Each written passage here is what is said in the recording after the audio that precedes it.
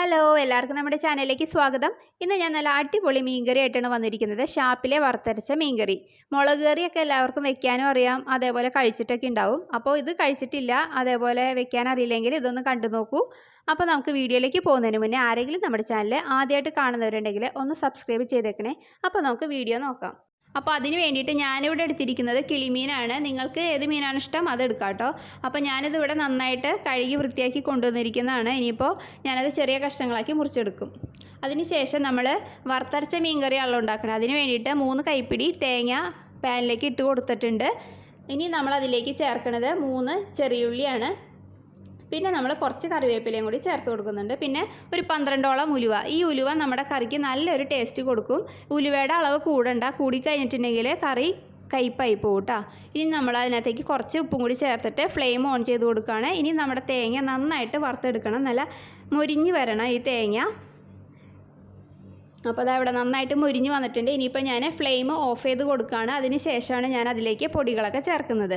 അപ്പോൾ ഞാൻ അതിലേക്ക് ചേർക്കുന്നത് ഒരു 1/4 ടീസ്പൂണോളം മഞ്ഞൾപ്പൊടി, പിന്നെ 2 ടീസ്പൂൺ മുളക് പൊടി ചേർക്കുന്നുണ്ട്. നല്ല സ്പൈസി കറിയാണ്, അപ്പോൾ എരിവൊക്കെ നിങ്ങളുടെ ഇഷ്ടത്തിനനുസരിച്ചിട്ട് ക്രമീകരിക്കുക കേട്ടോ. ഇനിയിപ്പോൾ നമുക്ക് ഫ്ലെയിം ഓൺ ചെയ്ത് കൊടുത്തിട്ട് നന്നായിട്ട് ഇത് മൊരിച്ചെടുക്കണം. നല്ല ബ്രൗൺ കളറായി വരണം കേട്ടോ. എങ്കിലേ ഞാൻ പറയുന്ന രീതിയിൽ നല്ല കിടുക്കാച്ചി കളറിൽ നമ്മുടെ ഷാപ്പിലെ മീൻകറി കിട്ടുള്ളൂ. അപ്പോൾ അതാ ഇവിടെ നന്നായിട്ട് മൊരിഞ്ഞ് വന്നിട്ടുണ്ട്. ഞാൻ ഫ്ലെയിം ഓഫ് ചെയ്തു. ഇനിയിപ്പോൾ ഇതൊന്ന് തണുക്കാനായിട്ട് വയ്ക്കാം. അപ്പോൾ ഈ കറിയിലേക്ക് ഞാൻ ഒരു കഷ്ണം കുടംപുളിയാണ് എടുക്കുന്നത്. ഇത് നല്ല പുളിയായതുകൊണ്ട് ഞാൻ ഒരു കഷ്ണമേ എടുക്കുന്നുള്ളൂ. നിങ്ങളുടെ കയ്യിലുള്ള പുളിയുടെ ഇതനുസരിച്ചിട്ട് നിങ്ങൾ കൂട്ടുകയോ കുറയ്ക്കുകയോ ചെയ്യാം. ഇനി ഞാനിത് കുറച്ച് നേരം പച്ചവെള്ളത്തിൽ ഇട്ട് വയ്ക്കാൻ പോവാണ്. അത് എന്തിനാണെന്ന് വെച്ചിട്ടുണ്ടെങ്കിൽ പുളി ഒന്ന് സോഫ്റ്റായി കിട്ടാൻ വേണ്ടി. പിന്നെ നമ്മൾ ആ വെള്ളം ഉപയോഗിക്കില്ല, വെള്ളം കളഞ്ഞിട്ട് പുളി മാത്രമാണ് ഞാൻ യൂസ് ചെയ്യണത്. അപ്പോൾ നമ്മുടെ തേങ്ങയ്ക്ക് ഇവിടെ ആറി വന്നിട്ടുണ്ട്. ഇനിയിപ്പോൾ നമുക്കത് മിക്സിയിൽ അരച്ചെടുക്കാം. അപ്പോൾ ഞാൻ അതവിടെ നന്നായിട്ട് നല്ല മഷി പോലെ അരച്ച് കൊണ്ടുവന്നിട്ടുണ്ട്. ഇതേപോലെ അരച്ചെടുക്കണം, തരികളൊന്നും പാടില്ല കേട്ടോ. ഇനിയിപ്പോൾ നമുക്കത് കറിയാക്കി എടുക്കാം. അതിന് വേണ്ടിയിട്ട് നമുക്കത് പാത്രത്തിലേക്ക് ഒഴിക്കാം. അപ്പോൾ പാത്രം നിങ്ങളുടെ കയ്യിൽ മൺചട്ടി ഉണ്ടെങ്കിൽ അത് ഉപയോഗിക്കാം. എൻ്റെ കയ്യിൽ അത് ഇല്ലാത്തതുകൊണ്ടാണ് ഞാൻ ഈ പാത്രത്തിൽ എടുക്കുന്നത് കേട്ടോ. അപ്പോൾ നമ്മുടെ തേങ്ങയുടെ അരപ്പൊക്കെ അതിനകത്തേക്ക് ഒഴിച്ചു കൊടുക്കാം. പിന്നെ അതിനകത്തേക്ക് 1 കപ്പ് പച്ചവെള്ളം കൂടി ചേർത്ത് കൊടുക്കുന്നുണ്ട്. ഇനി നമ്മളതിലേക്ക് ചേർക്കാൻ പോണത് കുറച്ച് കറിവേപ്പിലയാണ്. ഇപ്പം ഞാൻ ഫ്ലെയിം ഓൺ ചെയ്ത് കൊടുത്തിട്ടില്ല കേട്ടോ. പിന്നെ 2 പച്ചമുളക് ഇതേപോലെ അരിഞ്ഞിട്ടു. പിന്നെ ഒരു ചെറിയ കഷ്ണം ഇഞ്ചി ഇതേപോലെ ചതച്ചത് അതും കൂടി അതിനകത്തേക്ക് ചേർത്ത് കൊടുക്കുകയാണ്. പിന്നെ കുറച്ച് ഉപ്പ്, ഇത്രയും ചേർത്ത് കൊടുത്തിട്ട് ഒന്ന് ഇളക്കുക. അതിന് ശേഷം ഫ്ലെയിം ഓൺ ആക്കുക. ഇനി ഇതൊന്ന് തിളച്ച് വരട്ടെ. പിന്നെ നമ്മൾ എടുത്ത് വെച്ചിരിക്കുന്ന കുടംപുളിയും കൂടി ചേർക്കണം കേട്ടോ. അപ്പോൾ അതവിടെ തിളച്ച് വരുന്നുണ്ട്. ഇത് പോരാ, നന്നായിട്ട് വെട്ടി തിളയ്ക്കണം. അപ്പോൾ അതവിടെ നന്നായിട്ട് നമ്മുടെ അരപ്പ് തിളച്ച് വരുന്നുണ്ട്. ഇനിയിപ്പോൾ നമ്മൾ കഴുകി വാരി വെച്ചിരിക്കുന്ന മീൻ കഷ്ണങ്ങൾ അതിലേക്ക് ചേർത്ത് കൊടുക്കാം. അപ്പോൾ ഞാൻ ഇതൊക്കെ ചേർത്ത് കൊടുക്കുകയാണ്.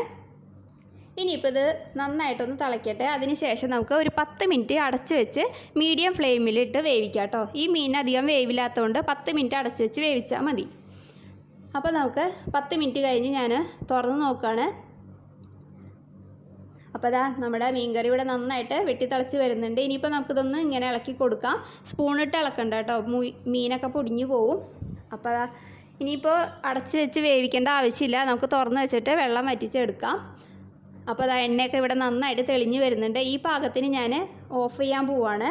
ഇത് ഇനി ഇരിക്കും തോറും നന്നായിട്ട് കുറുകി വരും, നല്ല കളറും കിട്ടും കേട്ടോ. അപ്പോൾ ഇനി ഇതിനകത്തേക്ക് കടുക് വറുത്തിടാനായിട്ട് ഞാൻ പാൻ വെച്ച് കൊടുത്തിട്ടുണ്ട്.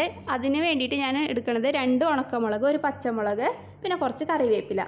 അപ്പോൾ പാൻ ചൂടായി വന്നപ്പോഴത്തേക്ക് അതിലേക്ക് 1 ടേബിൾ സ്പൂൺ വെളിച്ചെണ്ണയാണ് ഒഴിച്ചു കൊടുക്കുന്നത്. വെളിച്ചെണ്ണ ഉപയോഗിക്കുക, എങ്കിലേ നല്ല നാടൻ ടേസ്റ്റ് കിട്ടുള്ളൂ.